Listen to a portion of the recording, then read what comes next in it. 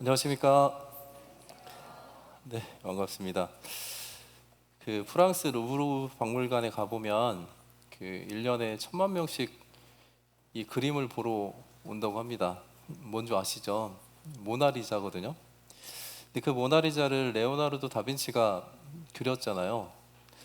근데 레오나르도 다빈치는 천재였답니다. 그래서 그가 그린 그림이 그렇게 값어치가 있는데 지금 현재 가치로 1조 3천억에서 한 3조 5천억 정도의 가치가 있대요. 근데 멀리 갈 필요 없습니다. 가까이 옆에 있는 분들 보시면 전 세계에 단 하나밖에 없는 하나님께서 만드신 놀라운 그 창조물들을 보실 수 있잖아요. 한번 보시기 바랍니다. 네. 이야, 신기하다. 네. 정말 이렇게 앉아서 보니까요, 똑같이 생기신 분들이 한 분도 안 계십니다. 정말 놀라운 하나님의 그 작품이라 생각이 들어서 한참 작품 구경하다가 지금 올라왔습니다. 잠깐 이제 기도하고 말씀 전해드리겠습니다. 사랑과 은혜가 풍성하신 아버지 하나님 감사합니다. 저희를 영원한 죄에서 구원해 주시고 사랑하는 교회 안에 두셔서 은혜와 사랑을 날마다 더해 주시는 것 감사합니다. 우리 영혼을 사랑하셔서 하나밖에 없는 예수 그리스도를 이 세상에 보내주시고 예수님이 우리를 대신해서 물과 피를 다 쏟으셨던 그 사건을 저희가 사실로 믿고 우리의 모든 죄가 용서됨을 성경을 통해서 깨닫게 되었습니다. 이 세상 모든 사람들은 자기 죄 때문에 지옥에 가는 것이 아니라 하나님의 그 놀라운 은혜와 사랑을 알지 못함으로 가는 줄 알고 있습니다. 그 복된 복음의 말씀을 저희만 듣는 것이 아니라 사랑하는 주변의 가족들, 이웃들에게 이 복음을 전하고자 마지막 시대를 살고 있습니다. 그 놀라운 은혜를 날마다 공급받으면서도 하나님보다 좋은 것들로 마음이 뺏기며 살 때 있습니다. 그럴 때마다 이렇게 귀한 교제로 불러모아 주셔서 우리가 이 세상을 살아가는 이유와 목적에 대해서 알게 해주심을 감사합니다. 오늘은 주일을 맞아서 하나님을 의지하고 의뢰하고 의존하는 삶이 어떤 것인지 또 알게 해주시기를 원합니다. 하나님을 의지하는 사람, 의뢰하는 사람이 어떤 복을 받는지를 저희가 너무나도 잘 알기에 마지막 시대에 그런 삶을 살 수 있도록 축복해 주시기를 원합니다. 저희 함께 복음을 전하는 국내뿐만 아니라 해외에 많은 교회들이 있습니다. 무엇보다 저희가 함께 기도하고 있는 캄보디아 교회와 또 방글라데시아 교회 또 선교를 하고 있습니다. 선교사님과 그의 가정 그리고 그들을 돕는 많은 형제 자매님들에게 하나님께서 축복해 주시고 저희가 힘이 닿는 그날까지 또 기도와 물질의 헌신을 할 수 있도록 도와주시기를 또한 원합니다. 또 저희가 이제 한 달 조금 남은 학기 수양회를 준비하고자 또 마음을 모으고 있습니다.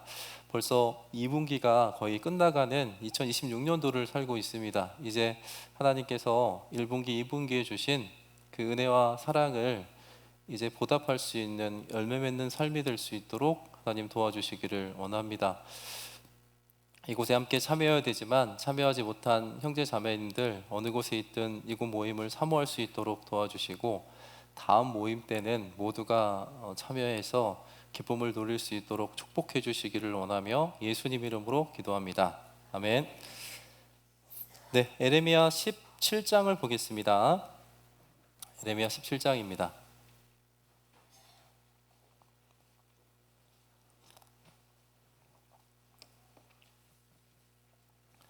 에레미야 17장 구약성경 1017쪽입니다. 17장 제가 5절부터 천천히 읽어봐 드리도록 하겠습니다.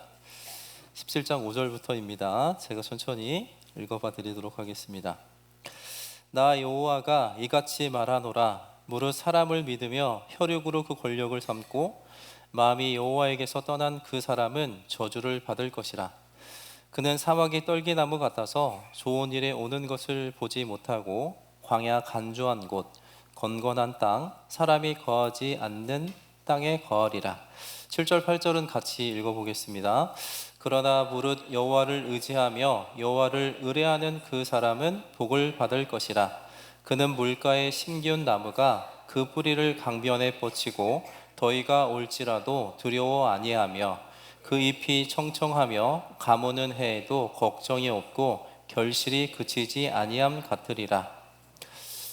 네, 오늘 말씀드릴 내용이요. 여기 5절부터 8절까지입니다. 조금만 읽어보셔도 제가 어떤 메시지를 전해드릴 건지에 대해서 또 알 수 있으실 거라 생각이 듭니다. 특히나 이 에레미야라는 성경은요, 저희가 너무나도 잘 알고 있는 것처럼 이 선지자서입니다. 왜 이게 대선지자서냐면 내용이 많아서가 아니고요. 이 시대가 어떤 한 부분의 이 메시지가 있는 것이 이제 소선지서라면 처음부터 끝까지 이제 방대하게 있는 메시지가 담겨져 있는 게 대선지자서이거든요. 그래서 이사야서, 에레미야서, 에스겔서, 다니엘, 이게 이제 대선지자서입니다.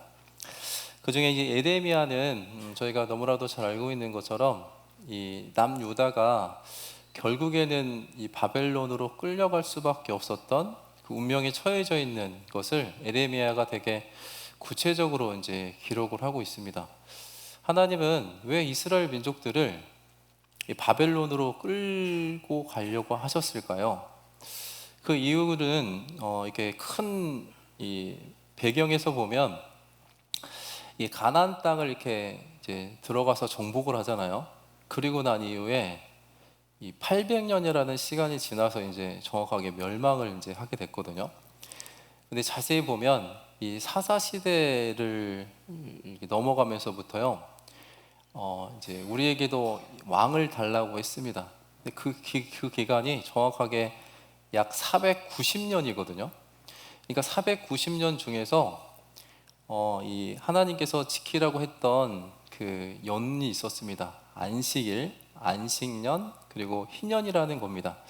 희년은 77에 49, 그래서 이제 49년 동안 이제 쓰고 그 땅을 1년 동안 이제 리셋을 하는 거거든요. 이제 돌려주는 그런 개념인데, 그들이 490년 동안 안식년을 잘 지키지 않았습니다. 왜냐하면 하나님을 의지하지 않고 의뢰하지 않았기 때문에 이제 그랬거든요. 그래서 하나님은 왜 이렇게 안식년을 주시냐면 이유가 이 멈춤의 어떤 시간입니다. 멈춤의 시간.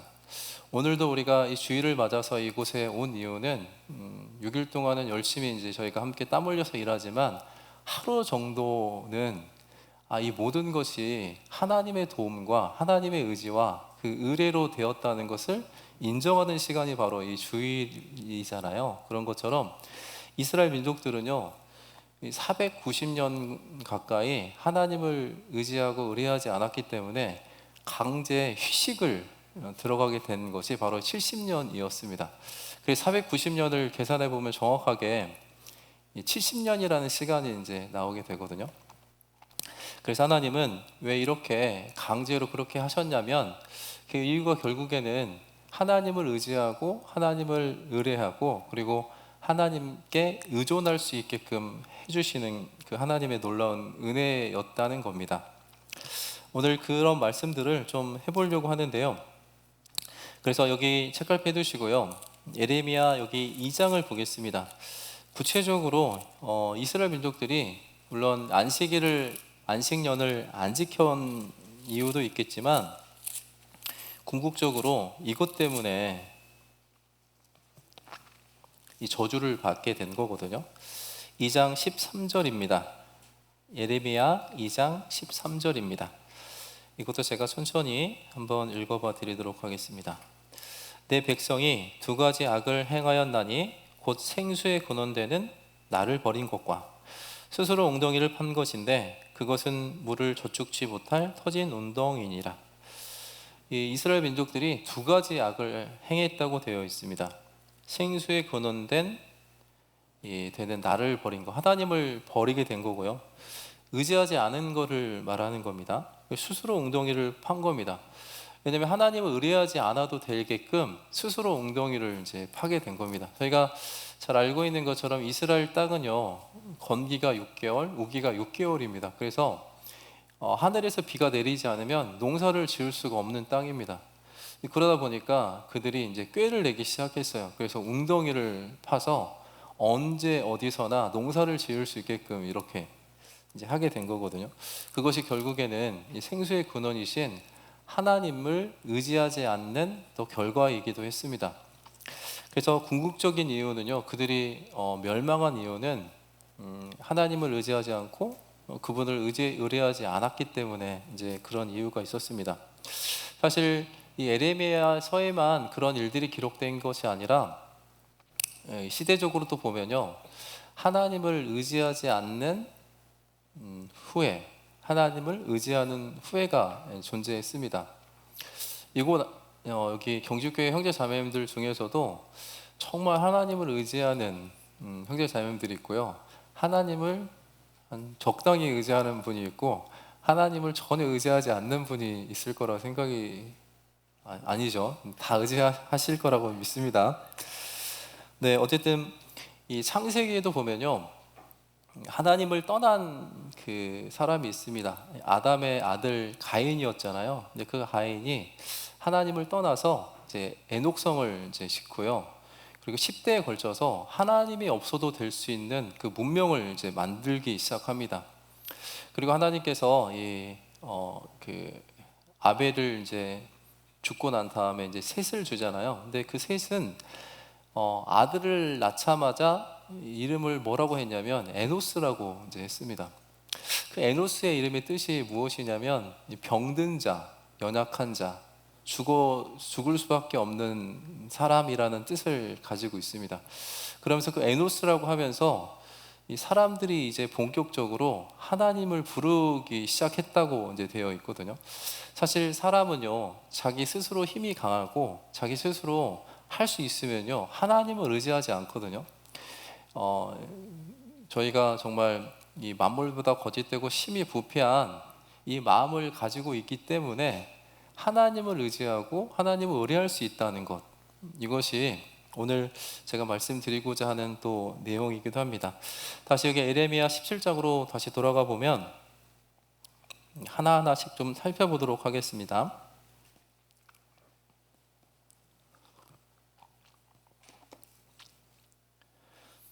갑자기 본론으로 들어가니까 이제 벌써 좋으시는 분이 계신 것 같아요. 처음에 막 소개도 하고 막 웃긴 이야기도 하고 막 이래야 되는데 죄송합니다. 여기 에레미야 17장 5절부터 제가 천천히 다시 읽어보도록 하겠습니다. 나 여호와가 이같이 말하노라. 무릇 사람을 믿으며 혈육으로 그 권력을 삼고 마음이 여호와에게서 떠난 그 사람은 저주를 받을 것이라. 우리는 저주를 받기를 싫어합니다. 이 저주를 안 받으려면 여호와에게서 떠나지 않으면 되거든요. 근데 무엇을 떠나지 않아야 되냐면 마음이 여호와에게서 떠나지 않아야 됩니다. 우리가 이곳에 앉아 있지만 마음은 딴 데에 가 계신 분들이 혹 있을 수 있습니다. 이곳에 마음을 두는 것, 이것이 이제 저주를 받지 않는 방법인데 그들이 이 마음이 여호와에게서 떠난 이유가 무엇이었냐면 여기 말씀처럼요, 사람을 믿으며 혈육으로 그 권력을 삼는 사람들이었습니다. 이 사람을 의지하고 사람을 의뢰하는 사람들, 특히나 혈육으로 그 권력을 삼는 사람을 말합니다. 이 혈육은 요즘 신조어가 이제 형제 자매를 이 혈육이라고 요즘에 한대요. 옛날에 썼던 단어이기도 한데 특히나 이제 요즘에는 저희 교회도 마찬가지로 이 친척 이런 혈육들이 되게 많이 구원을 받으셔가지고 많이 있어요. 저도 그 청년 때 구원 받았을 때는 진짜 부모님 전도하느라고 가족 전도하느라고 기도 부탁을 참 많이 했는데 요즘 청년들은요, 대부분 엄마 아빠를 위해서 기도 부탁을 하지는 않는 것 같아요. 왜냐하면 태어나 보니까 우리 할머니가 그리스도인이고 할아버지가 그리스도인이고 엄마 아빠가 그리스도인이고 나도 살아가다 보니까 가족들이 다 교회를 다니니까, 그래서 그런 환경 가운데 있다 보니까요 하나님을 의지하고 의뢰하기보다는 우리 봉사회장님이신 아빠를 의지하고 어머니 회장님인 엄마를 의지하고 이렇게 내 주변에 신앙생활을 잘하는 형제 자매 혈육을 이제 의지하는 그런 일들이 있죠.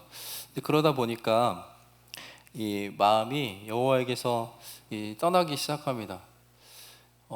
부모님과 함께하는 하나님은 알고 있는데 이 나와 함께하는 하나님은 아직 발견하지 못한 분들도 혹 계실 수 있습니다. 왜냐하면 내가 정말 하나님을 의지하고 하나님을 의뢰한 본 적이 없이 항상 나와 함께했던 가족들이 이렇게 의지했던 하나님을 봤기 때문에 그렇거든요. 그래서 대부분 물론 여기 경주교 청년 형제 자매님들은 안 그러겠지만 요즘에 마음이 많이 떠나 있습니다. 하나님을 의지하기보다는 또 하나님을 의뢰하기보다는요. 요즘에 막 그 주식이 막 오르잖아요. 그러니까 마음이 그쪽으로 많이 이렇게 떠나 있습니다. 그리고 정말 하나님을 의지하고 의뢰하는 것은 이렇게 어렵고요. 좀 힘들어서 요즘에 청년들이 무엇을 좋아하냐면 행복을 싫어합니다. 축복은 더 싫어해요. 왜냐하면 행복은요 반드시 기다림 가운데서 오는 게 행복이잖아요. 축복은요 내가 이 피를 흘리고 어떤 대가가 지불되어야지 축복을 얻을 수가 있거든요. 근데 요즘에 청년들은 뭘 좋아하냐면 행운을 좋아합니다. 행운. 그냥 이게 기다림 필요 없이 무조건 나에게 오는 거거든요. 그래서 한동안은요 이 네이크로바로 된 아크릴이 되게 많이 유행했던 이유가 이제 행운을 요즘에 사람들이 되게 좋아한답니다. 그런 것처럼 이때 당시에도 이 사람을 믿고 혈육으로 그 권력을 삼아서 마음이 이제 여호와에게서 떠난 사람들이 점점 많아지기 시작했습니다. 그래서 아까 서두에 말씀드린 것처럼 하나님이 안식일, 안식년, 희년을 반드시 지키라고 했는데도 불구하고 그들은 그것을 점점 지키지 않았습니다. 왜냐하면 내가 하나님을 의지하지 않으려면 더 많이 일해야 되고 더 많이 수고하는 가운데서 그런 것들을 얻으려고 했다는 겁니다. 그래서 성경에서 말하는 선은 무엇이냐? 하나님을 의지하는 것이 선이고요. 악은 무엇이냐? 하나님을 의지하지 않는 것이 악이라고 되어 있습니다. 그래서 저희도 신앙생활을 하면서요, 과거에는 정말 하나님을 의지하는 삶을 살았다가 요즘에는 좀 어떠십니까? 신앙생활에 많이 익숙해져 있기도 하고 이렇게 일년에 돌아가는 여러 가지 일정 가운데서 하나님을 의지하기보다는 주변 사람이나 주변의 혈육이나 또 내 자신을 의지하는 가운데서 예전보다 훨씬 더 열심히 신앙생활을 하고 있고 정말 내가 최선을 다해서 하고 있는데 내 마음은 점점 건조해지고요. 점점 오히려 열매가 더 많이 맺혀져야 되는데 그러지 못하는 그런 모습의 신앙생활을 또 하고 있다고 또 생각이 듭니다. 하나님은 우리에게 반드시 의지하게 하고 의존하게 하고 의뢰하게 하고 나중에는 의존할 수 있게끔 하시려고 합니다. 이 의지가 의지할 의에 지탱할 지입니다. 그러니까 무언가에 기대 가지고요 신뢰를 하는 것, 이것이 이제 의지라고 하면 의뢰는 이 의지할 의에 이 뢰가요 맡길 뢰입니다. 맡길 뢰. 그래서 내가 정말 업무가 너무 급하고 바쁜데 이것을 믿을 만한 사람에게 이제 부탁하는 것, 이것이 이제 의뢰이거든요. 그러면 의존은 무엇이냐? 의존은 무엇이냐면 의지할 의에 있을 존입니다. 내가 의지할 존재가 있어야지 내가 존재할 수 있다는 것을 이제 말하는 거거든요. 어쩌면 우리의 그 신앙생활이 의지하고 의뢰하는 가운데서 결국에는 의존하는 삶이 돼야 열매를 맺을 수 있는 게 하나님의 또 신앙의 또 원리라고도 생각이 또 듭니다. 그래서 그런 부분들을 이스라엘 민족들을 통해서 하나님이 어떻게 의지하게 하고 또 의뢰하게 했는지를 좀 살펴보려고 합니다. 이스라엘 민족들을 하나님이 많이 이제 훈련을 하셨거든요. 근데 저희가 이제 그 성경을 쭉 읽어보면 이게 순종하면 복을 받는데 왜 이렇게 순종하지 못할까? 결국에 그 순종이라는 의미 안에는 하나님을 의지하고 의뢰하는 것이 이제 포함이 되어 있거든요. 근데 그렇게 하지 못할까? 그 이유 중에 하나가 의지하지 못하게 하고 의뢰하지 못하게 하는 눈에 보이지 않는 세력이 있기 때문에 이제 그렇습니다.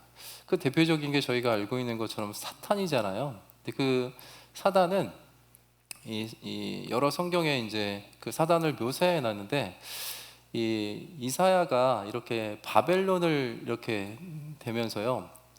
너 아침의 아들 계명성이여라고 하면서 이제 그것을 이제 바벨론이 너무 교만한 가운데서 어떻게 멸망할 건지를 이제 써놓은 구절이기도 하지만 이게 나중에 이제 히브리어 성경이 나중에 라틴어 성경으로 이렇게 헬라어 다음에 라틴어 성경으로 번역이 될 때 이 제롬이라는 사람이 그 계명성을 나중에 이제 그 라틴어로 이제 루시퍼라고 이제 하게 됐거든요.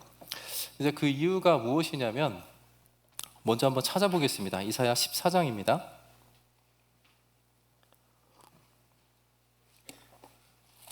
이사야 14장입니다. 예레미야 앞에 있습니다.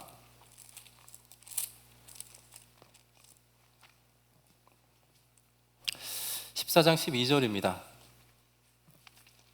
구약성경 982쪽입니다.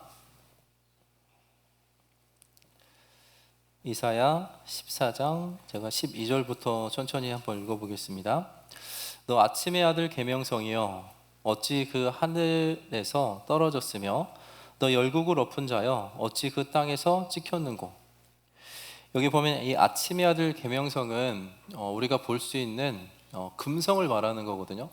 이 금성은 새벽에 이렇게 가장 환하게 뜨는 이제 별이입니다. 그래서 옛날에 그 근동의 그 지역에서요, 이 아침에 그 뜨는 별이 이제 이 금성이라고 했는데, 이 금성은요 우리가 알고 있는 것처럼 이 과학 시간에 이제 기초 과학 시간에 배우는데 항성하고 행성하고 위성 아시죠?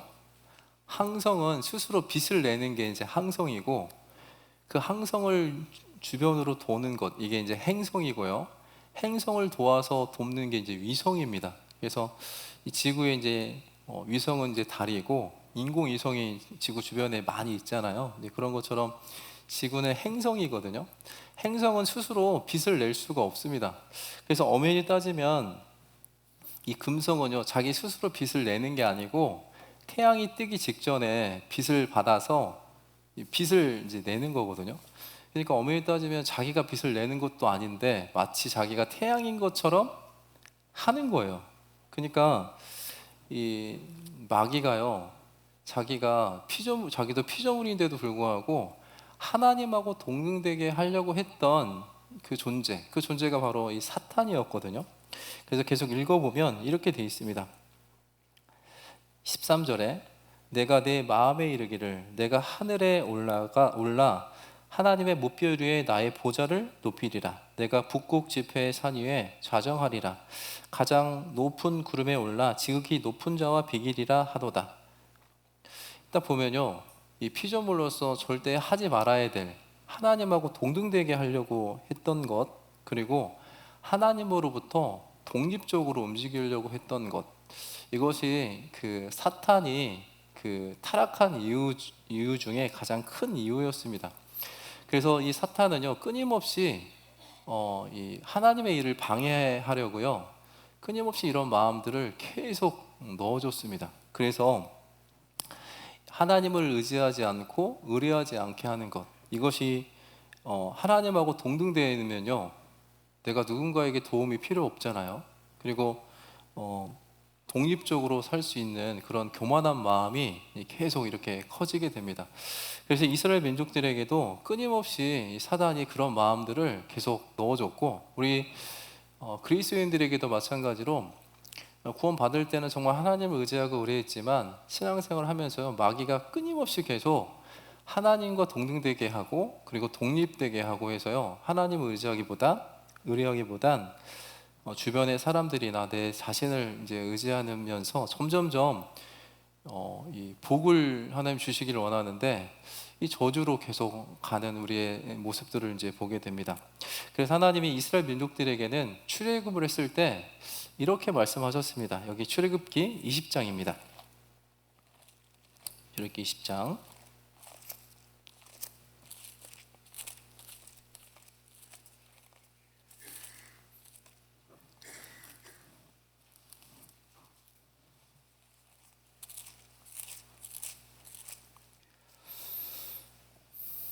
출애굽기 20장 제가 4절부터 한번 읽어봐 드리도록 하겠습니다. 출애굽기 20장은 하나님께서 이제 10가지 계명을 주시는 내용인데 제가 4절부터 한번 읽어보겠습니다. 너를 위하여 새긴 우상을 만들지 말고 또 위에 하늘에 있는 것이나 아래 땅에 있는 것이나 땅 아래 물속에 있는 것에 아무 형상이든지 만들지 말며 그것들에게 절하지 말며 그것들을 섬기지 말라. 나 여호와 너희 하나님은 질투하시는 하나님인즉 나를 미워하는 자의 죄를 갚되 아비로부터 아들에게로 3대까지 이르게 하거니와. 6절은 같이 읽어보겠습니다. 나를 사랑하고 내 계명을 지키는 자에는 1000대까지 은혜를 베푸느니라. 하나님이 그런 우상들을 만들지 말라고 한 이유는 이 하나님의 선택받은 이스라엘 민족 이외에는 대부분 다 우상을 섬기고 있잖아요. 우리 주변에도 보면 구원받지 않은 사람들에게 정말 우상이라고 할 수 있는 것들이 참 많이 있습니다. 그 중에 가장 큰 우상은 솔로몬도 고백했던 게 있는데요. 그것이 무엇이냐면 바로 이 욕망입니다. 욕망. 그 욕망을 다른 의미로 결핍이라고 한대요. 결핍은요, 그 욕망은 채우려고 해도 채워지지 않는 게 욕망이거든요. 그래서 솔로몬이 이것을 자기가 하나님이 주신 지혜를 가지고 채워보려고 했는데 채워지지 않았다. 이게 이제 전도서의 이야기거든요. 그래서 전도서 2장에 보면 그가 많은 것들로 채워보려고 했지만 결국에 채워지지 않았습니다. 그래서 그가 1장부터 6장까지가 그런 내용이에요. 그래서 평생에 70년, 80년의 삶 가운데서 정말 썩어지고 없어지고 채워지지 않는 걸 위해서 채워보려고 엄청 수고하고 노력을 해봤지만 내 손에 있는 게 아무것도 없었다. 그래서 그가 전도서 7장부터 어떤 것이 지혜고 어떤 것이 진짜 하나님께서 우리에게 원하시는 건지를 이제 쭉 써내려 가고 있어요. 그래서 7장에 보면 뭐라고 되어 있냐면요, 이 초상집에 가는 것, 잔치집에 가는 것, 어느 것이 더 낫냐, 이 초상집에 가는 게 낫다 했던 이유는 저희가 알고 계시는 것처럼 잔치집에 가면요, 이 자도취에 빠지게 됩니다. 그래서 대부분 막 이거 자랑하고 저거 자랑하고 우리 자식 자랑하고 내가 이렇게 잘된 거 이런 거 자랑하는데 초상집에 가잖아요. 자기 성찰이 됩니다. 나도 결국엔 저렇게 되는데 아무리 신앙생활을 열심히 했던 저 집사님도 결국에는 하나님께서 부르시니까 가는구나 이러면서요, 자기 자신을 돌아보게 됩니다. 그러면서 다시금 자기를 의지하는 게 아니고 하나님을 의지하게 된다는 것을 첫 번째 지혜라고 하고 있습니다. 그래서 전도서 7장부터 어떤 것이 진짜 지혜인지를 솔로몬이 왕이 되어서 이제 55년, 60년에 죽었는데요. 그 5년 남았을 때 쓴 책이 바로 이 전도서거든요. 그래서 최종적으로 전도서 12장의 말씀처럼요, 하나님을 경외하고 그 명령을 지키는 것, 이것이 사람의 본분이라고 하고 있습니다. 그래서 하나님을 경외하는 것 안에는 하나님을 의지하고 의뢰하고 최종적으로는요, 진짜 경외가 되려면 의존해야 됩니다. 그분이 없으면 내 삶이 유지가 안 될 정도의 상태, 이게 이제 의존이라고 되어 있습니다. 그래서 이스라엘 민족들에게도 이렇게요, 주변 사람들이 생각하는 것, 이들이 이제 들어갈 가나안 땅은 정말 땅이 기름지고 되게 풍요로운 땅이었거든요. 그래서 거기에 섬기는 그 많은 우상들을 보고요, 나도 저렇게 성공하고 싶다 하면서 그런 마음이 뺏길까 봐서 출애굽기 이렇게 10계명에 이렇게 우상들을 섬기지 말고 정말 나만 의지하고 나만 의뢰했으면 좋겠다라고 했지만 그들은 그렇게 하지 않았습니다. 그래서 이 광야 생활하는 가운데서 이 1세대들이 다 죽게 된 이유가 결국엔 하나님을 의지하지 않고 의뢰하지 않았기 때문에, 최종적으로 의존하지 않았기 때문에 다 멸망하게 된 겁니다. 그러면 이제 2세대들에게는 어떻게 명령했는지를 찾아보겠습니다. 신명기서입니다. 신명기 11장입니다.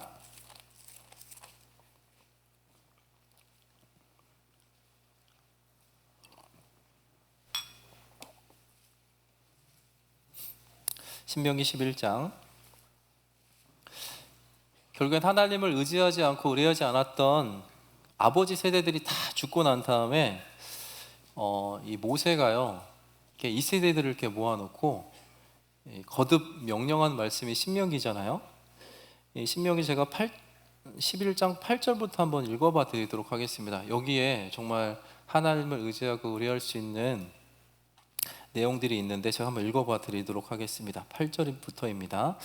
그러므로 너희는 내가 오늘날 너희에게 명하는 모든 명령을 지키라. 그리하면 너희가 강성할 것이요 너희가 건너가서 얻을 땅에 들어가서 그것을 얻을 것이며, 또 여호와께서 너희의 열조에게 맹세하사 그와 그 후손에게 주리라고 하신 땅 곧 젖과 꿀이 흐르는 땅에서 너희의 날이 장구하리라. 이렇게 그 약속을 다시금 상기시키면서요, 그 약속을 지키겠다고 이렇게 하십니다. 그러면서 그 땅의 특징에 대해서 이제 구체적으로 설명을 합니다. 왜냐하면 그들이 광야 40년이라는 기간 동안에도요, 하나님을 의지하고 의뢰하는 훈련을 끊임없이 했는데도 불구하고 계속 불순종하고 또 불평하고 불만하는 그런 일들이 계속 있어 왔잖아요. 그래서 하나님이 특별히 가나안 땅을 하나님을 의지하고 의뢰할 수밖에 없는 땅으로 인도하시게 된 거거든요. 그래서 여기 10절부터 읽어봐 드리면, 내가 들어가 얻으려 하는 땅은 내가 나온 애굽 땅과 같지 아니하니 거기서는 너희가 파종한 후에 발로 물대기를 채소밭에 됨과 같이 하였거니와. 무슨 말이냐면 가나안 땅에 들어가는 그 땅은 예전에 너희가 애굽에 살았던 그 땅하고 다르다. 그 애굽 땅은 여기 뭐라고 되어 있냐면 발로 물대기를 채소밭에 됨과 같이 하였거니와. 이게 물이 풍부했기 때문에 내 노력, 내 수고로 얼마든지 먹고 살 수 있는 그런 환경을 만들 수 있는 그런 땅이 애굽 땅인데, 너희가 가려고 하는 땅은 그런 땅이 아니다. 어떤 땅이라고 했냐면 11절, 너희가 건너가서 얻을 땅은 산과 골짜기가 있어서 하늘에서 내리는 비를 흡수하는 땅이요 내 하나님 여호와께서 권고하시는 땅이라. 셋째부터 셋말까지 내 하나님 여호와의 눈이 항상 그 위에 있느니라. 그들이 얻으려고 하는 땅은요, 산과 골짜기가 있어서요, 하늘에서 내리는 비를 흡수하는 땅이라고 되어 있습니다. 그러니까 비를 모아둘 수 없는 땅이에요. 하늘에서 비가 내리지 않으면 절대 먹고 살 수 없는 땅이라고 되어 있고, 이 산과 골짜기가 있는 땅입니다. 그래서 이스라엘 민족의 땅은 평지가 약간 있고요, 이렇게 산이 있고요, 골짜기가 있어요. 그래서 그 쉐펠라라고 하는 그 평지가 이제 얼마 없고요, 대부분 산으로 되어 있고 골짜기로 되어 있습니다. 그래서 비가 이렇게 구름이 지중해에서 이렇게 오다가 이 산에 딱 걸려요. 그래서 이쪽 그 골짜기 쪽에는 이제 비가 내리지 않거든요. 그래서 이렇게 산기슭으로 해서 이제 물이 이제 흡수가 되고, 그쪽에 이제 산에 이제 적셔져 가지고 목초지가 많이 있고요. 그래서 하나님을 의지하지 않으면 절대 살아갈 수 없는 그런 땅으로 이제 가게 된 겁니다. 그래서 여기도 보시면 이 권고하시는 땅이라고 되어 있는데, 돌아봐야만 살 수 있는 땅, 이게 이제 권고의 땅입니다. 저희도 마찬가지로 구원 받으면 그때가 이제 끝이 아니고, 그때부터 비로소 하나님을 의지하고 의뢰할 수 있는 이제 본격적인 신앙생활을 이제 해야 되거든요. 근데 요즘에 우리의 각자의 삶을 한번 돌아보십시오. 예전에 구원 받기 전보다 훨씬 더 풍요로워지셨죠. 이 주머니 이렇게 넣으면 5만 원짜리만 한 장씩은 나오시잖아요.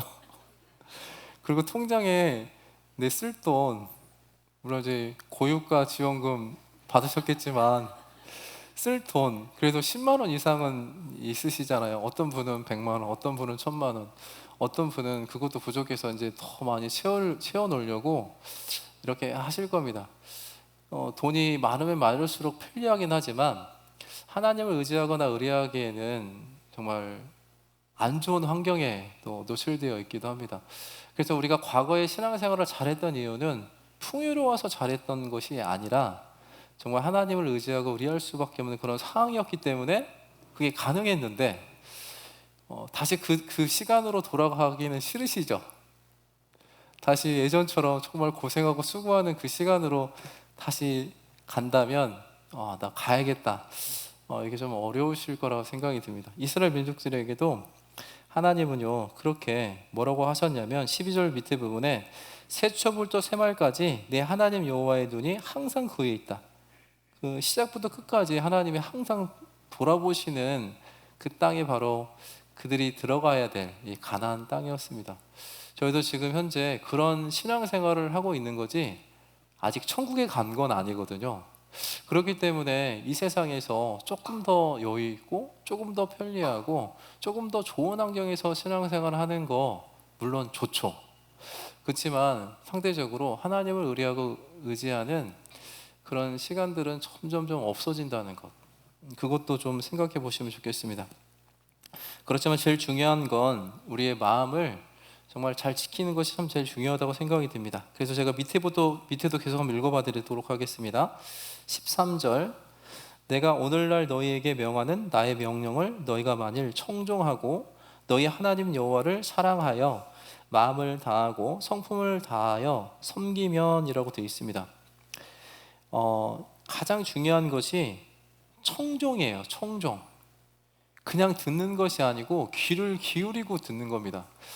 오늘 말씀을 이렇게 전해질 때 그래, 내가 요즘에 하나님을 의지하지 못하고 의뢰하지 못하는 이유가 무엇일까 생각해 볼 수 있는, 이게 바로 이 청종이거든요. 그것을 청종하잖아요. 그러면 내가 하나님을 지금 의지하고 사랑하고 있는지, 내가 정말 세상을 의지하고 세상을 살아가고 있는지, 이런 부분을 또 알 수가 있고, 내 마음이 전심전력해서 정말 그분을 의지하는지도 생각해 볼 수가 있잖아요. 그래서 여기 말씀처럼 여호와를 사랑하여 마음을 다하고 성품을 다하여 섬기면, 그래서 우리는 아까 솔로몬이 결국에는 평생에 채워지지 않는 그 욕망을 채우려다가 망했잖아요. 그런 욕망이 우리에겐 없을까요? 우리에게도 있죠. 그래도 솔로몬처럼 통장에 한 100억 정도는 한번 있어 봐야지. 그래서 이게 정말 헛되구나. 그때는 내가 좀 알겠다. 이런 분도 혹시 계실 겁니다. 그래서 정말 소중한 시간, 영원히 썩어지고 없어질 거에 모든 시간을 투자하거나 그것에 집중하는, 결국에 그것은 채워지지 않는다고 되어 있죠. 보이지 않지만 영원한 것, 이것을 하나님이 주시고자 해서, 하나님은 우리에게 나를 좀 의지했으면 좋겠다, 너의 마음을, 너의 성품을 나에게 좀 맡기면 좋겠다, 결국에 나를 의존했으면 좋겠다. 그래서 어쩌면 우리에게 이렇게 많은 물질로 주시지 않고요, 때로는 중간중간에 어려움도 주시고 고난도 주시고 정말 감당하지 못할 그런 시험도 주시는 이유 중에 하나는 우리를 정말 사랑하시기 때문에 그런다, 이렇게 굳게 믿으시고요, 지금 좀 힘드시더라도 좀 참아주시면 좋겠습니다. 그래서 계속 읽어봐 드리면 아까 이야기했던 이야기가 계속 반복이 되는데, 14절에 여호와께서 너희 땅에 이른 비와 늦은 비를 적당한 때에 내리시리니 너희가 곡식과 포도주가 기름을 얻을 것이요 라고 되어 있습니다. 이른 비와 늦은 비를 적당한 때에 내리신다고 되어 있습니다. 매일매일 내렸으면 좋겠는데 이 적당한 때가 있어요. 그 적당한 때는 내가 원하는 때가 아니에요. 하나님께서 나에게 정확하게 성장할 수 있는 그때, 열매를 맺을 수 있는 그때 적절하게 우리에게 주시는 거거든요. 적당한 때. 그래서 이 전도서 9장에도 보면 빠른 경주자, 경주교회죠. 빠른 경주자. 빠른 경주자라고 선착하는 게 아니라고 되어 있습니다. 그 시기와 우연이 하나님께 있기 때문에 그렇습니다. 때는 누구에게 있냐면 하나님께 속해 있는 거거든요. 그래서 전도서 3장에도 그 여러 가지 때를 총 7쌍으로 14줄로 이렇게 설명해 놨거든요. 이렇게 때를. 그래서 그런 때들 쫙 보잖아요. 그러면 그때에 어떤 때가 있냐면 약간 본회의지만 이 때가 있습니다. 죽일 때가 있고 치료시킬 때가 있다고 되어 있어요. 그래서 신앙생활 하면서 그럴 때가 있어요. 나는 오늘 이곳에 좀 요즘에 마음이 좀 건조해서 말씀을 좀 들으려 왔는데 잠자는 목소리로 말하는 저 설교자 때문에 조시는 분이 계셔요. 나는 듣고 싶었는데, 듣고 싶어서 왔는데. 그래서 나는 오늘이 내가 지금 말씀을 공급받을 타이밍인데, 근데 하나님은요, 그런 분에게 더 주면 좋겠지만 더 잠 오게 합니다. 그래서 그분을 더 죽이실 때가 있어요. 그럼 죽이실 때는요, 죽으셔야 돼요. 죽으셔야 돼, 더. 그런데요, 치료시킬 때가 있거든요. 아, 나는 오늘 치료받고 싶은데 나중에 시간이 지나서 하나님 너 이제 치료받을 때야. 그러면 아, 그때는 왜 안 해주시고 왜 인지해 주세요. 그래서요, 막 치료를 받아야 되는데 치료를 억지로 안 받으시려고 하는 분이 있어요. 그래서 교회에서 막 신방을 간다고 하면요, 오지 말라고 막 하는 분들도 있습니다. 그러니까 때는요, 나에게 정해진 게 아니고 하나님이 정해주시는 거거든요. 그것도 마찬가지로 내가 하나님을 의지하고 의뢰했다면 지금 죽을 때야 그러면 네, 그럼 죽고요. 지금 치료 받을 때야 그러면 네, 치료 받고. 그렇게 해야 되는 게 이 창조주 앞에 피조물이 마땅히 해야 될 건데, 그것도 마찬가지로 내 마음이 하나님과 동등되게 되어 있고 하나님으로부터 독립하려고 하는 그 마귀에게 속은 거죠. 속은 거죠. 그래서 여기 이 말씀처럼요, 하나님은 우리에게 이른비와 늦은비를 적당한 때에 내리시는 그런 이 가나안 땅에서 우리가 이제 사는 것을 생각해 본다면 우리가 의지해야 될 것, 그래서 결국에는 곡식과 포도주와 기름을 얻을 거라고 되어 있죠. 그뿐만 아니라 15절에 보면 또 육축을 위하여 들에 풀이 나게 하시리니 내가 먹고 배부를 것이라 라고 되어 있습니다. 그래서 하나님은 우리에게 하나님만 의지하고 의뢰해도요, 충분히 먹고 살 수 있고 충분히 기름지게 살 수 있어요. 오늘 그 시작 찬송이요, 오늘 말씀하고 너무 똑같은 거예요. 사실 마치는 찬송도 이 찬송이거든요. 그래서 이게 너무 이렇게 우연에 겹친 너무 놀라운 시간이다라는 생각이 들었어요. 근데 사실은 더 놀라운 거는 지난주에 저희 형님이 여기서 설교하고 제가 오늘 또 왔어요. 이것도 정말 놀라운 일 아닙니까? 그래서 이 경주교회에 정말 필요한 말씀이, 이 하계시행에 전에 내가 정말 하나님을 의지하고 의뢰하고 정말 의존하는 생활을 하고 있는지, 그렇다면 분명히 하계시행회 때요, 정말 많은 열매로 하나님께서 축복해 주실 거라고 생각이 듭니다. 왜 그러냐면 16절에 보시면요, 너희가 스스로 삼가라 두렵건대 내 마음에 미혹하여 돌이켜 다른 신들을 섬기며 그것에게 절함으로 여호와께서 너희에게 진노하사 하늘을 닫아 비를 내리지 아니하여 땅으로 소산을 내지 않게 하심으로 너희가 여호와의 주신 아름다운 땅에서 속히 멸망할까 하노라 라고 되어 있습니다.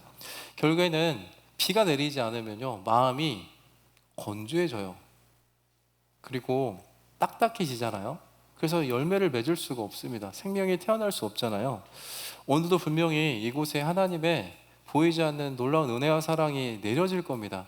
그것을 정말 촉촉하게 받을 수 있는 마음의 상태가 되려면 내가 지금 현재 의지하고 있는 것, 그리고 의뢰하고 있는 것, 이것이 없으면 안 돼. 그런 게 어디 있어요? 하나님만 있으면 되죠. 그런 상태가 될 수 있게끔 좀 잘 준비해 보시면 좋겠습니다. 그러려면 어떻게 해야 되는지가 여기 18절에 쭉 설명이 되어 있습니다. 그래서 이러므로 너희는 18절입니다. 나의 이 말을 너희 마음과 뜻에 두고 또 그것으로 너희 손목에 매어 기호를 삼고 너희 비간에 붙여 표를 삼으며 또 그것을 너희 자녀에게 가르치며 집에 앉아 있을 때이든지 길에 행할 때이든지 누워 있을 때이든지 일어날 때이든지 이 말씀을 강론하고 또 내 집 문설주와 바깥문에 기록하라. 여기 보시면 정말 자나깨나 말씀 생각, 자나깨나 눈에 보이게 하는 것뿐만 아니고요, 자녀들과 함께 그 일을 하라고 했습니다. 여기 경주교회 형제 자매님들은 가정교제 혹시 아십니까? 각 가정마다 가정교제 혹시 하셔요? 우리 어렸을 때 아이들 그때는 교육을 위해서 했는데 애들이 이제 고등학생 되고 대학생 되니까 너무 바빠서 신앙의 고수가 부모님인데도 불구하고 엄마 아빠 신앙이 정말 없어 보인다고 하면서 자기하고는 교제 잘 안 하고 또 다른 분들하고 교제하는 그런 청년들도 있을 수 있겠죠. 그래서 어쨌든 이 가정 교제는 이 신명기서에 보면 언제까지 하라고 되어 있냐면요, 내 자녀들뿐만 아니고 내 손자들에게까지 함께 이 뜻을 알리라고 되어 있거든요. 그래서 가정 교제는 주님 오실 때까지 해야 되는 겁니다. 그래서 혹시 가정 교제를 하고 계시거나 할 계획이 있으시다면 이 가정 교제를 통해서 거기 안에서 하나님이 그 가정과 함께하는 그런 역사들을 계속 교제하는 게 참 되게 중요하다고 생각이 듭니다. 저는 이제 아들이 이제 셋 있어요. 저도 이제 삼형제 중에 제가 둘째거든요. 맨 아들만 이제 저는 나왔는데, 그래서 이제 가정 교제를 저는 어떻게 하냐면 이제 저희 큰 아들이 구역장, 둘째 아들이 부구역장, 막내가 총무, 저희 자매가 조장. 그래서 이제 조장님이 저한테 그 이제 세 명의 임원들이 자꾸 말을 안 듣거나 좀 여러 가지 이제 고쳐야 될 부분들을 이제 알려줘요. 그러면 제가 한 5분에서 한 10분 정도 이제 설교를 준비합니다. 그래서 이제 구역 모임이 제가 맡은 교구가 이제 중흥교구인데 4개 구역이 있거든요. 그래서 저희 집까지 해서 5개 구역이에요. 그래서 이제 6월달 일정이 딱 이제 구역 모임 편성이 되면 5구역 모임을 제 일정에 넣어놓습니다. 그래서 그때 이제 구역장님한테 이제 구역 모임을 알려주고, 그러면 이제 저희 자매가 이제 그 음식 준비를 해요. 그래서 세팅을 이렇게 해놓고, 그리고 저희 부구역장님 이제 둘째가 이제 저희 집에 표대 말씀이 있어요. 그래서 표대 말씀이 그 잠언 9장 10절 말씀이거든요. 여호와를 경외하는 것이 지혜의 근본이요 거룩하신 자를 아는 것이 명철이다. 이것을 이제 2번 암송을 합니다. 그리고 난 다음에 이제 제가 한 5분에서 10분 정도 큰아들, 둘째 아들, 셋째 아들에게 필요한 말씀을 존댓말로 이렇게 설교를 해요. 그리고 난 다음에 이제 끝나면 이제 큰애가 이제 제가 했던 거를 들은 것을 간추려 가지고 우리가 이제 이렇게 살면 좋겠습니다. 이렇게 하고 이제 간증을 시킵니다. 이렇게. 그러면 이제 저는 반말로 하는 게 아니고 존댓말로 이제 제 필요한 간증들을 이제 합니다. 저도 전도인실에 전도인이 36명 있어요. 거기서 제가 이제 총무를 이제 맡고 있는데 거기가 완전 그 살림살이에요. 살림살이. 그래서 제가 총무여서 뭐 퐁퐁부터 해가지고요, 치약부터 해가지고요, 뭐 떨어진 거 있으면 그 제가 다 필요한 거 구입해 놓고, 또 탕비실 이렇게 설거지 있으면 설거지도 하고 뭐 청소도 하고 이런 여러 가지 역할들을 제가 이제 전도사님들과 함께 이제 그런 역할을 하고 있거든요. 그러면서 거기서 오는 그 애로사항이 있을까요, 없을까요? 있겠잖아요. 있잖아요. 그래서 그런 애로사항을 다 설명할 수는 없지만 거기서 이제 꺼내놓고 이제 발을 거기서 씻습니다. 그러면 2가지 효과가 있어요. 아이들이 아빠가 또 정말 저런 어려움이 있구나, 그리고 아빠를 위해서 기도해 줘야겠다, 이런 생각이 들고요. 저희는 이제 항상 아침에 8시까지 출근이니까 그 전에 아침에 이제 가면 보통 저녁에 한 12시쯤 퇴근하거든요. 이게 계속 반복이에요. 그러니까 아버지는 맨날 와가지고 피곤하니까 이제 밥 먹고 이제 누워 있으면 맨날 잠자는 사람, 맨날 노는 사람. 그래서 제 사정도 좀 알려주면 좋겠다 해서 이제 그렇게 간증하고, 저희 자매도 이제 크고 작은 어려움들을 이제 거기다 꺼내놓고, 큰애가 이제 고2인데 본인이 이제 고민되는 거 이제 꺼내놓고, 둘째 이제 중2거든요. 꺼내놓고, 막내가 초6인데 이제 꺼내놓고, 이렇게 하면서 이게 이제 잘 버무려지잖아요. 그러면 결국에는 이제 해피 엔딩으로 이제 끝이 나서 이제 돌아가면서 큰 아들이 마무리 기도하기도 하고, 둘째가 하기도 하고, 셋째가 하기도 하면서 기도하면요, 그 모임에 얼마나 참여를 했고 어떻게 발을 씻었고 어떻게 느꼈는지를 이제 알 수가 있습니다. 그렇게 한 지가 지금 한 7년 정도, 본격적으로 한 지가 한 7년 정도 됐어요.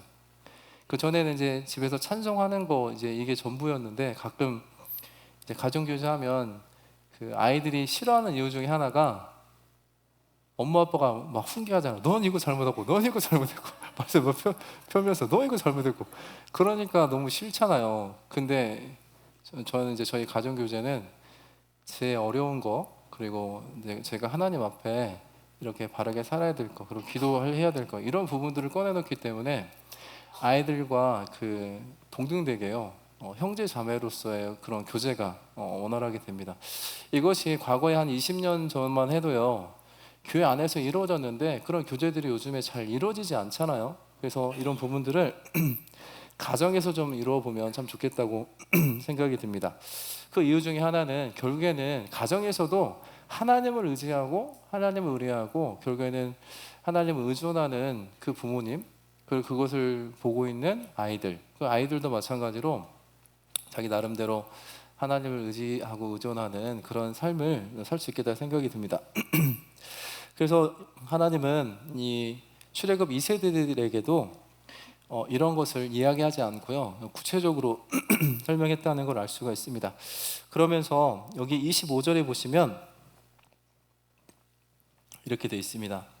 너희 하나님 여호와께서 너희에게 말씀하신 대로 너희 밟는 모든 땅 사람들로 너희를 두려워하고 무서워하게 하시리니 너희를 능히 당할 사람이 없으리라.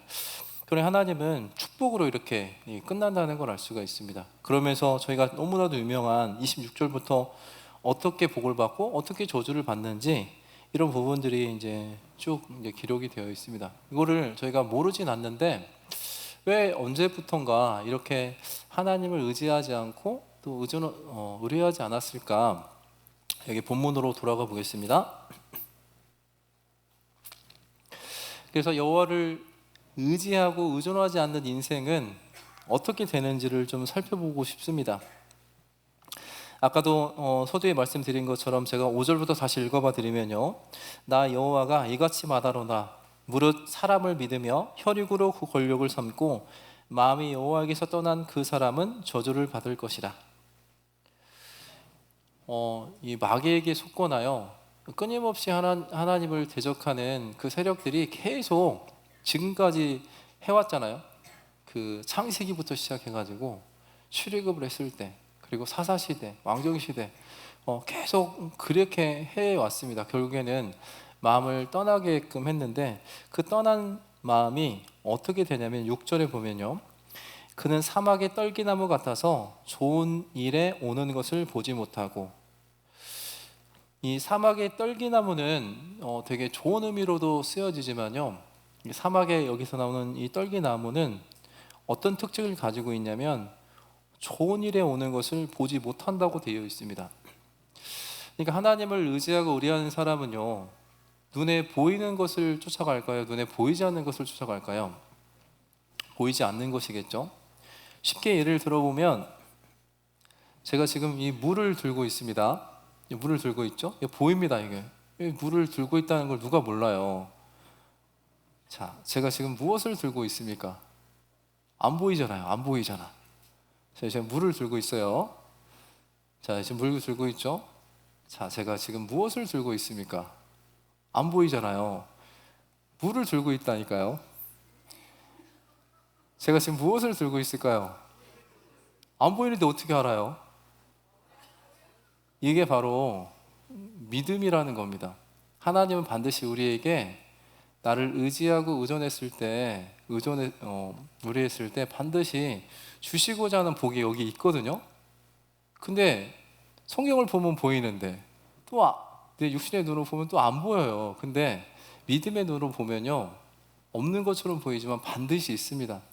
그래서 여기 보시면 사막의 떨기나무는요, 좋은 일에 오는 것을 보지 못한다고 되어 있어요. 우리가 사는 신앙생활은 믿음 생활이잖아요. 안 보이는 것, 이것이 확실히 있다고 믿고 그것을 의지하고 또 의뢰하는 가운데서 나가는 것, 이것이 이제 신앙생활이라고 되어 있습니다. 근데 이 사막의 떨기나무는 좋은 일이 오는 것을 보지 못할 뿐만 아니라 이 광야의 간조한 곳이라고 되어 있습니다. 이 간조한 곳은 물 한 방울 없는 땅을 말하는 거예요. 물 한 방울 없는 땅. 우리가 물이 근원이 대신 아까 이 생수의 근원된 나를 버린 것, 이것이 이스라엘 민족들의 첫 번째 죄악이었잖아요. 이 생수의 근원은 죄송합니다. 누구냐면 주님이시잖아요. 생수의 근원된. 근데 우리는 정말 목이 마려우면 물을 먹어야 되는데 뭐 달콤한 콜라를 마시거나 뭐 어떤 이온 음료를 먹거나 그러면 결국엔 다시 물을 찾게 되거든요. 그러니까 우리가 이 주변에 달콤하게 내가 의지해야 될 이런 것들을 계속 먹어오잖아요. 그러면 점점점 내 마음이 촉촉해지는 게 아니고 점점점 물이 없는 상태로 되어 간다는 겁니다. 그것이 강의 이 간조한 곳입니다. 그리고 여기 보면 건건한 땅이라고 되어 있죠. 이 건건한 땅은요, 이 소금 땅을 말하는 겁니다. 소금 땅. 그래서 이 바다를 메꿔 가지고 그 농사를 짓는데 처음에 바로 될까요, 안 될까요? 그 소금기가 다 없어지고 난 다음에 이제 농사를 지을 수가 있는 것처럼 이 건건한 땅은요, 이 소금 땅을 이제 말하는 거고, 사람이 거하지 않는 땅에 거하리라. 그래서 이 사람들이 거하지 않는 정말 이렇게 척박하고 그런 땅으로 점점점 가는 그런 인생이 바로 이 하나님을 의지하지 않는 그런 인생이라고 되어 있습니다.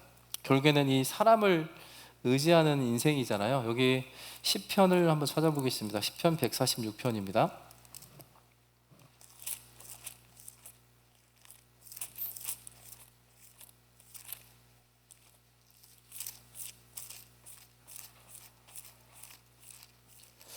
시편 146편 여기 3절부터 제가 천천히 읽어보겠습니다. 시편 146편 3절입니다. 제가 읽어보겠습니다. 방백들을 의지하지 말며 도울 힘이 없는 인생도 의지하지 말지니 그 호흡이 끊어지면 흙으로 돌아가서 돌아가서 당일에 그 도모가 소멸하리로다. 5절은 같이 읽어보겠습니다. 야곱의 하나님으로 자기 도움을 삼으며 여호와 자기 하나님에게 그 소망을 두는 자는 복이 있도다. 그러니까 하나님께 도움을 삼고요, 그에게 정말 소망을 두는 것, 이것을 우리가 정말 너무나도 많이 들음에도 불구하고 여전히 내 마음속에 계속 의지하는 것, 버리지 못하는 것, 끊어내지 못하는 것들이 계속 존재합니다. 그리고 너무 감사하게 내일부터 이제 6월 1일이에요. 오늘까지만 하시고 내일은 좀 이제 나의 도움이시고 나의 소망이신 그분께 한번 다시 좀 시작해 보면 좋겠습니다. 저도 제가 올해 이제 목사 안수를 받았어요. 그래서 나도 이제 좀 새로운 나의 인생을 좀 살아봤으면 좋겠다라는 생각이 좀 들어서 저는 이제 작년 10월부터 이제 계획을 세웠습니다. 앞으로 이제 내가 어떻게 살면 좋을까? 하나님을 더 의지하는 삶을 어떻게 살면 좋을까 하다가요. 물론 여기에는 더 많이 읽으시겠지만 가장 첫 번째가 이제 성경 읽기잖아요. 그래서 일단 올해 목표를 제가 이제 성경 3독으로 잡았고, 그리고 신앙서적, 독서를 100권으로 잡았고, 그거 러닝을 이제 그걸 하려면 이제 체력이 있어야 되니까 러닝을 한 달에 150km씩 뛰는 걸로 이렇게 잡았어요. 그리고 이제 기도 시간도 이렇게 하루에 이제 30분씩 하면 이제 한 달이면 15시간을 기도할 수 있거든요. 1시간씩 하면 한 달에 30시간을 할 수가 있습니다. 그래서 그런 여러 가지 플랜을 짜보려고 이제 인터넷 찾아보니까 이제 PSD 다이어리라는 게 있어요. 지금 이제 안 팔아요. 그 10월, 11월, 12월 이때만 팔거든요. 지금 다 팔려서 없습니다. 아무튼 그걸 사가지고 그 계획대로 이제 열심히 이제 살았는데 이렇게 살아도 되나 할 정도였어요. 그래서 지금 이제 저에게는 딱 이제 11월 1일부터 시작했기 때문에 저에게는 딱 오늘이 6개월이 되는 딱 2분기가 끝나는 때입니다. 그래서 지금 현재는 신앙서적이 한 40권 정도 제가 지금 읽었고, 그리고 성경은 한 1.5독 정도 지금 한 것 같아요. 근데 이제 제 일정이 막 한가한 건 아니고 이렇게 되게 촘촘한데 그거를 잘 플랜을 짜서 그거대로 이제 실행하고 그거를 이제 매일매일 꾸준하게 하는 거를 목표로 삼아서 이제 하고 있습니다. 어쨌든 현재까지는 이제 하고 있는데 중요한 건 그거를 잘하는 게 중요한 게 아니고, 왜 제가 신앙서적 100권을 잡았냐면요, 최종적으로는 나중에 저도 최문일 목사님 정도 됐을 때, 그 나이 좀 됐을 때, 물론 지금도 비슷해 보이지만요. 그때쯤 됐을 때 1년에 성경 한 10독 정도는 해보면 좋겠다 라는 게 이제 제 꿈입니다. 왜냐면 정말 성경을 많이 읽고 많이 묵상해야 되는데 너무 어려워요, 성경이. 그래서 선택한 것이 바로 이 독서였거든요. 그래서 요즘에 사람들은 책 읽는 거를 되게 어려워합니다. 그거를 이제 뭐라 하냐면 문해력이라고 해요. 문장을 읽고 이해하고 이것을 적용시키는 것이 이제 문해력인데, 요즘에 문해력이 많이 떨어져 있습니다. 그래서 이 음독, 그러니까 소리내서 읽는 것이 너무 좋거든요. 그래서 아침에 일어나시면 항상 잠언을 소리내서 한번 읽어보십시오. 근데 그러면 이제 문해력이 조금씩 좋아지고요. 아무튼 책도 좋은 거 있으면 많이 읽어보셔요. 그래야 결국엔 성경 읽기가 정말 저는 잘 된다고 생각이 듭니다.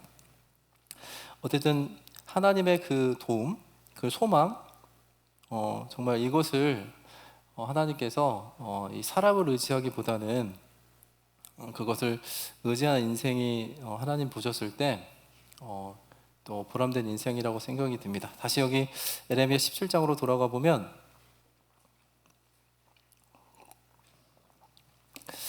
그래서 제일 중요한 건 아까 마음이 여호와에서 떠나면요, 결국에는 건조해지고 결국에는 생명이 없어지고 결국에는 사람이 거하지 않는 땅, 그러니까 생명이 태어나지 않는 내 마음의 상태가 되는 거잖아요.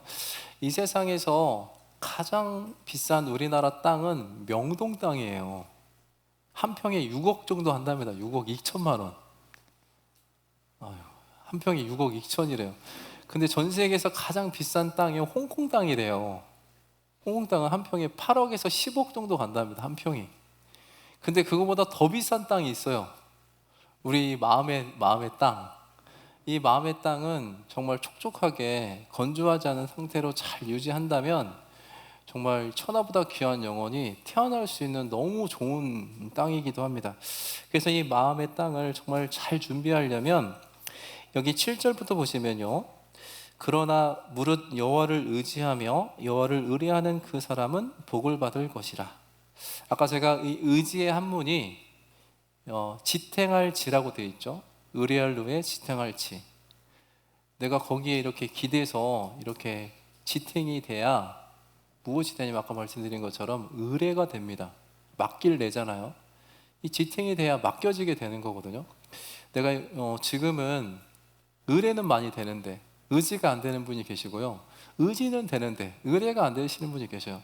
나는 요즘에 말씀이 잘 읽어지는데 기도가 안 되는 분이 있고요, 나는 기도는 잘 되는데 요즘에 말씀이 안 읽어지신 분이 있어요. 근데 사실 어쨌든 의지하든 의뢰하든 그것이 내 마음속에 정말 최종적으로는 의존하는 상태로 되어 있는 것, 그랬을 때 이 의지가 의지도 되고 의뢰가 된다고 생각이 듭니다. 그것이 오늘 제가 말씀드리고 싶은 여호와를 의지하는 인생은 어떤 사람이냐면요, 여기 8절의 말씀처럼 그는 물가에 심기운 나무가 그 뿌리를 강변에 뻗치고 더위가 올지라도 두려워 아니하며 그 입이 청청하며 가무는 해에도 걱정이 없고 결실이 그치지 아니한 같으리라. 결국에는 이런 인생이거든요. 이 인생을 어떤 인생이라고 하냐면 참 그리스도인이라고 합니다. 참 그리스도인. 이 그냥 그리스도인이 아니고 그 앞에 참이 붙어 있어요. 진짜 그리스도인을 말하는 거예요. 저희가 하는 생활이 이제 신앙 생활이잖아요. 이 신이 믿을 신에 앙이 우러를 앙입니다. 내가 말씀을 우러러 보는 생활, 이것이 이제 신앙 생활이거든요. 그래서 우리가 정말 여호와를 의지하고 의뢰한다는 것은 내가 정말 말씀 가운데에서 이게 말씀대로 내가 되는 게 맞냐, 이 기준이 맞냐, 이것은 내가 나름대로 성경을 읽고 내 기준대로 살아가는 것이 아니고 하나님은 반드시 이 교회를 통해서 일하시고 교회를 통해서 운행하시기 때문에 내 모든 삶을요 교회에게 맡기고 교회에게 의지하고 이렇게 하는 것이 되게 중요하다고 생각이 듭니다. 대표적인 게 정말 참 그리스도인, 믿음의 그 조상 이 아브라함도 마찬가지로 저희가 알고 있는 것처럼 정말 하나님을 의지하고 의뢰하는, 나중에는 최종적으로 의존하는 그런 사람이었습니다. 처음부터 그런 사람은 아니었잖아요. 계속 자기 꾀대로 이스마엘도 낳게 되고 또 100세 됐을 때 자녀를 낳는다 했는데 막 그게 잘 안 됐지만 결국에는 이삭을 하나님께 들음으로 말미암아 철저하게 하나님을 의존하는 그런 사람이 되었습니다. 저희가 알고 있는 다윗도 마찬가지잖아요. 근데 다윗은 왜 하나님과 마음이 합한 사람이었을까요? 사도 바울이 이렇게 간증했잖아요. 마음이 합했던 이유 중에 하나는 다윗은 진짜 하나님을 의지하고 의뢰하는 그런 사람이었기 때문에 그렇습니다. 근데 그 사람이 언제부터 했는지를 한번 찾아보겠습니다. 시편 71편입니다.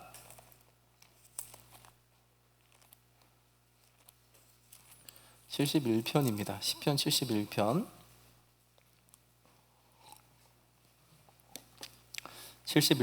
5절이에요. 이것도 제가 천천히 한번 읽어봐 드리겠습니다. 시편 71편 5절 제가 읽겠습니다. 주 여호와여, 주는 나의 소망이시요 나의 어릴 때부터 의지시라. 이 다윗은 언제부터 하나님을 의지하게 됐냐면 어렸을 때부터 하나님을 의지하게 됐답니다. 나는 40대 때 구원 받았는데 어떻게 하냐.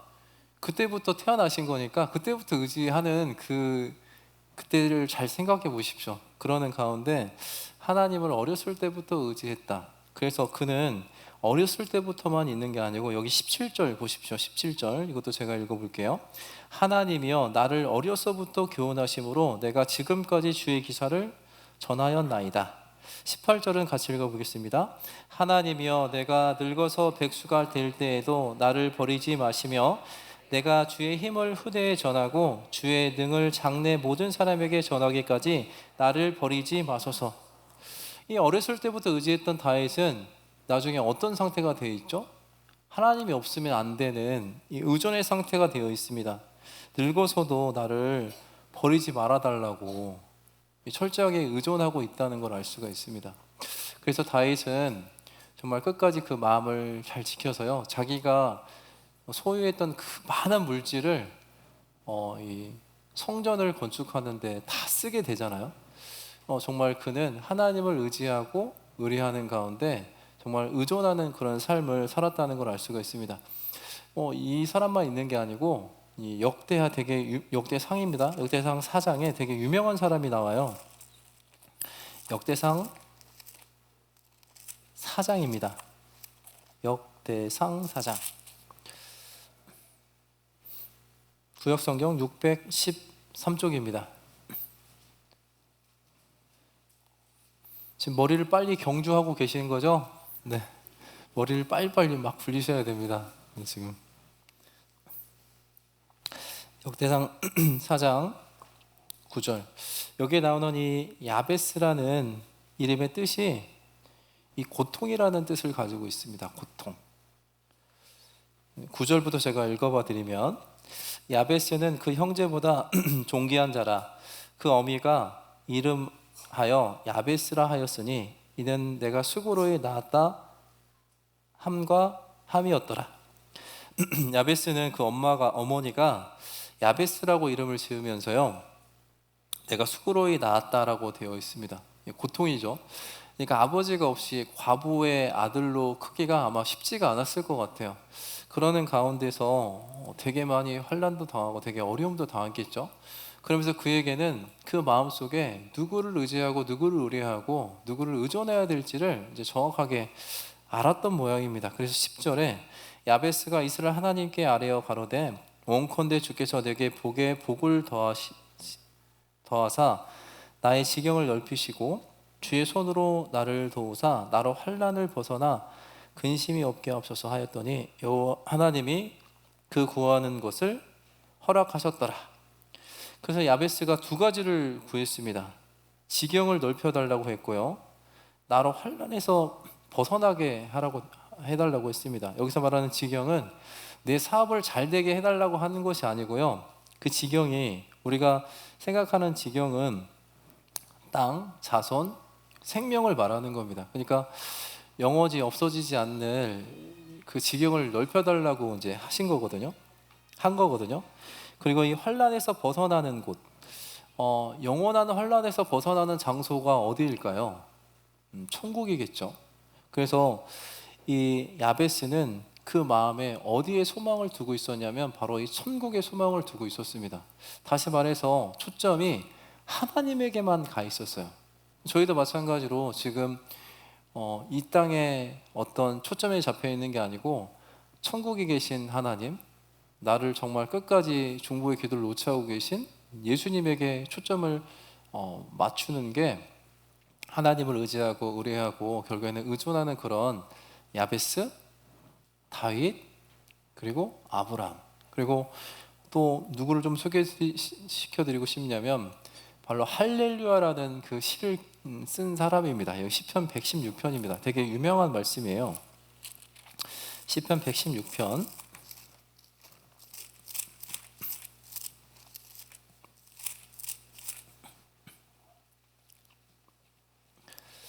시편 116편 제가 여기 12절부터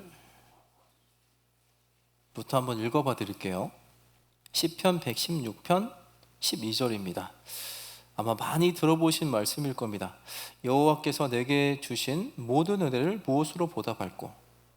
이 시편 기자는 어디에 초점이 잡혀 있냐면요, 여호와께서 내게 주신 모든 은혜를 무엇으로 보답하냐, 초점이 하나님께 딱 가 있습니다. 무엇을 보답하고 싶냐면 내가 받은 은혜를 보답하고 싶은 마음이 있는 거예요.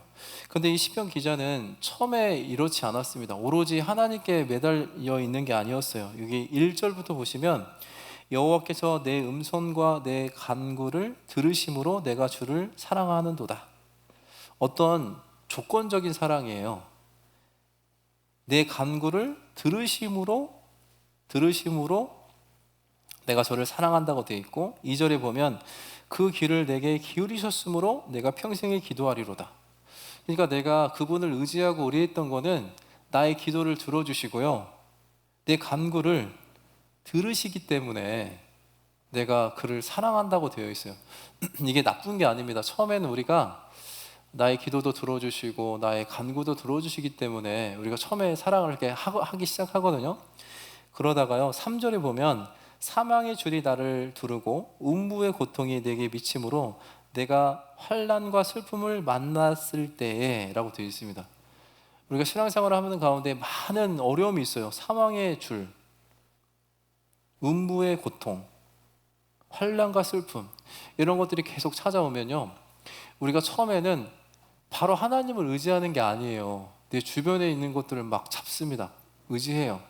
그러다가 어떻게 되냐면 이렇게 됩니다. 6절에 여호와께서는 어리석은 자를 보존하시나니 내가 낮게 될 때에 나를 구원하셔도다. 그런데 결국엔 내가 이것도 붙잡고 이것도 붙잡다가 안 된다는 걸 알거든요. 그래서 정말 낮아질 그때 정말 신기하게 그때 나를 다 구원해 주셔요. 이런 일들이 우리가 많이 있었잖아요. 그러는 가운데 그는 어떤 생각을 하게 됐냐면 8절에 주께서 내 영혼을 사망에서 내 눈을 눈물에서 내 발을 넘어짐에서 건지셨나이다. 계속 반복되는 건 무엇이었냐면 결국에는 내가 의지하고 의뢰하고 의존했던 것이 나를 지켜주는 게 아니고 나를 정말 지켜주시는 것은 하나님이었구나, 이거를 이제 알게 됩니다. 그래서 9절에 보시면 내가 생존 세계에서 여호와 앞에서 행하리로다 라고 되어 있습니다. 그래서 그는 이제 전환이 되는 거예요. 눈이 이렇게 탁 떠집니다. 어느 세계로 가게 되냐면 생존 세계, 영원한 세계에만 초점이 딱 잡혀지게 된 거예요. 아마 잘 생각해 보십시오. 우리가 지금까지 유익하다고 생각했던 거, 내가 이거 없으면 안 된다고 생각했던 거, 그게 없어서 지금까지 잘 살아오셨잖아요. 결국에는 하나님이 없으면 안 된다는 것을 계속 느끼고 경험하시게 될 겁니다. 그것을 미련하고 계속 경험하지 마시고 빨리 포기하셔요. 나는 이제 하나님만 의지하고 하나님만 의뢰하고 내가 그분에게만 내 마음을 드려야겠다. 이 시편 기자는 생존 세계에서 여호와 앞에 행하리로다. 그 행하는 것을 어떻게 했냐면요, 10절에 내가 믿는 거로 말하리라. 내가 큰 곤란을 당하였도다. 결국에는 믿음 가운데서요, 큰 곤란을 막 계속 당해요. 지금 이 가지고 있는 거, 누리고 있는 거 놓으면요, 힘들잖아요. 어렵잖아요. 그렇지만 그 놓는 것이 결국엔 하나님을 더 의지하고 더 의뢰하고 더 의존할 수 있는 그 길로 가는다고 되어 있습니다. 그러는 가운데서 11절에 내가 경고업 중에 이르기를 모든 사람은 거짓말쟁이라 하여도다. 이 모든 사람을 뭘 얘기하냐면 지금까지 이거 하면 성공해, 이거 하면 잘 돼, 이렇게 하면 좋아 했던 사람들이요 다 거짓말쟁이였어요. 이 경겁은 뭐냐면요, 엉겹결, 놀라서 겁을 내는 그 순간엔요, 나를 지켜주려고 했던 나의 보험, 나를 지켜준다고 했던 여러 가지 장치들이 있잖아요. 노후 준비하시는 그 많은 것들, 그 결국엔 나를 지켜줄 수 없는 거짓말쟁이라고 되어 있어요. 그러면서 그가 깨달은 것이 무엇이었냐면 12절 같이 읽어보겠습니다. 여호와께서 내게 주신 모든 은혜를 무엇으로 보답할꼬. 그는 정확하게 초점이 어디에 가 있었냐면 나를 도우시는, 나에게 은혜를 주시는 그분에게 초점이 딱 잡혀 있었습니다. 그래서 그는 이후부터 어떻게 하냐면 13절에 내가 구원의 잔을 들고 여호와의 이름을 부르며 여호와의 모든 백성 앞에서 나의 선을 여호와께 갚으리로다 라고 되어 있습니다. 저희 처음에 구원 받을 때 우리를 건져 주실 때 서운하신 거 있으시죠? 그거 지금 빨리 속히 갚으시래요. 저한테 어제 연락 왔습니다. 경주교회 형제 자매님들 빨리 갚으시라고. 그것이 결국엔 하나님을 위해서가 아니고요, 주님이 오시는 날이 얼마 안 남았다는 걸 저희가 너무나도 잘 알기에 하나님 우리에게 더 많은 은혜로 베풀어 주시려고 합니다. 그러면 그 은혜를 받으려면 내 손에 움켜져 있는 거, 우리가 은혜를 받으려면 두 손을 움키고 오면요 절대 받을 수 없습니다. 이거를 다 놓고 그리고 오셔야지 오늘도 한가득 은혜를 받으실 거라고 생각이 듭니다. 그러는 가운데 그가 정말 16절에도 보면요, 15절 보면 성도의 죽는 것을 여호와께서 귀중히 보시는도다. 그래서 우리가 날마다 죽어야 된다고 되어 있습니다. 우리가 죽어야지 열매를 맺히게 되는 거거든요. 한 알의 밀이 땅에 떨어져 죽지 아니하면 한 알 그대로 있지만 죽으면 많은 열매를 맺는다고 되어 있죠. 그래서 우리가 어떻게 죽냐면 16절에 여호와여 나는 진실로 주의 종이요 주의 여종의 아들 곧 주의 종이라 주께서 나의 결박을 푸셨나이다. 우리가 지금 열심히 신앙생활을 하는 건요, 무언가 천국에 가려고 하는 것도 아니고 우리가 무언가 죽음 이후에 내가 무언가 노력해야지 내 이 사망의 권세에서 나를 해방시켜 주시는 게 아닙니다. 우리가 구원 받을 때 이미 사망의 권세에서 해방이 됐거든요. 죽음이 두려우십니까? 나사로가 썩어서 냄새나서 절대 살아날 수 없었는데 예수님은 나사로야 일어나라 했을 때 살아났습니다. 우리는 절대 죽음의 권세에 결박되어 있는 게 아닙니다. 죽음의 권세에서 해방되어 있잖아요. 그래서 얼굴이 보니까 다 기쁘신 것 같아요. 빨리 끝내줘라, 이제 곧 점심시간인데, 이렇게 하신 분도 계시지만요. 이제 마무리하겠습니다. 여기 에레미야 17장에 최종적으로는 하나님이 원하시는 거는 하나님을 의지하는 그런 나무, 인생, 그런 참 그리스도인을 원하시는데, 잘 보시면요 8절에 그는 물가에 심기운 나무가 그 뿌리를 강변에 뻗치고 더위가 올지라도 두려워 아니하며 그 입이 청청하며 가무는 해에도 걱정이 없고 결실이 그치지 아니함과 같으리라. 최종적으로는 그 나무에게 원하는 것은 결실이 그치지 아니하는 거예요. 이 결실이 그치지 않으려면 반드시 필요한 게 이 뿌리가 강변에 뻗치는 겁니다. 아까 제가 말씀드렸죠. 우리의 뿌리가 항상 강변을 향해 있어야 돼요. 이 내 마음이 건조해지지 않게. 그러려면 열심히 말씀을 정말 읽으셔야 됩니다. 혹시 명상하고 묵상의 차이를 아세요?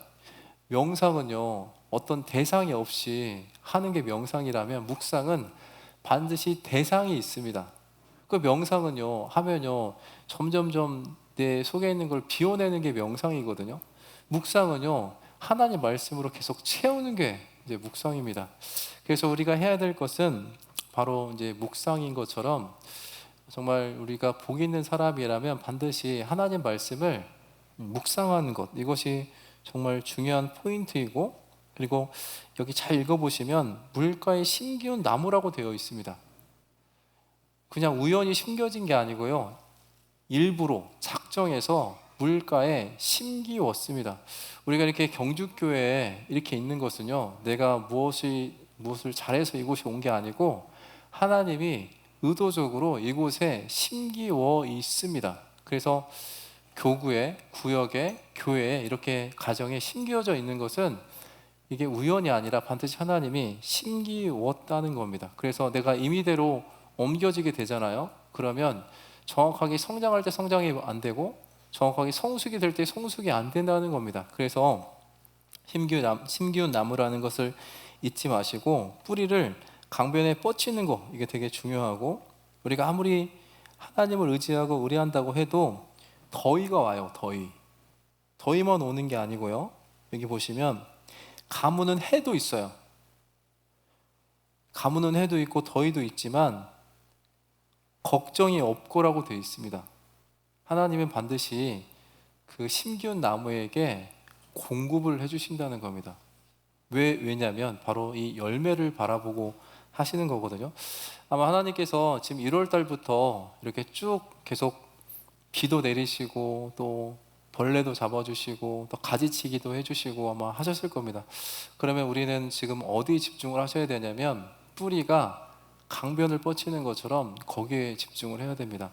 혹시 이 본말 전도라고 아십니까? 본말 전도. 이 본이 이 근본 본이에요. 이 나무 이렇게 한문에 밑에 점이 찍혀 있는 게 이제 근본 본, 이 밑둥 본이라고도 되어 있고요. 그 끝말자가 거꾸로 이렇게 나무목에 위에 이렇게 점이 찍혀져 있거든요. 그게 이제 끝말자예요.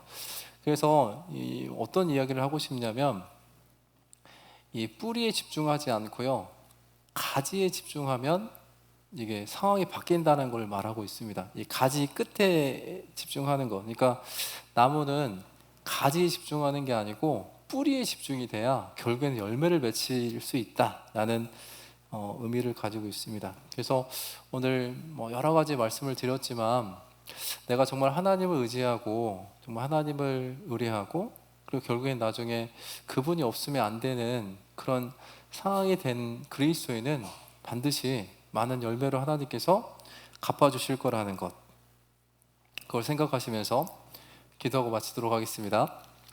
하나님 감사합니다. 오늘 하나님을 의지하고 의뢰하고 의존하는 그런 삶 가운데에서 우리의 마음이 하나님께 향할 수 있도록 하나님 늘 축복해 주시고, 또 경주교회가 하나님의 그 신앙의 경주를 하고 있는 가운데에서 지치지 않고 힘있게 살아갈 수 있도록 이곳에 늘 은혜와 사랑을 더해 주시고, 하나님께서 이곳에 축복을 더해 주셔서 이번 학예 수양에 많은 열매로 맺혀질 수 있도록 도와주시고, 무엇보다 외적인 열매도 있지만 내적으로 맺혀져야 될 그 성령의 9가지 열매가 이 경주교회에 풍성하게 맺혀서 성장을 넘어 성숙하는 그런 교회가 될 수 있도록 도와주시기를 원합니다.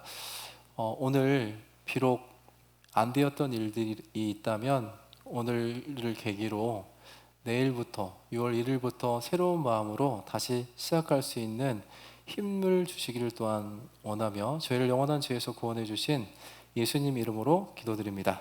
아멘.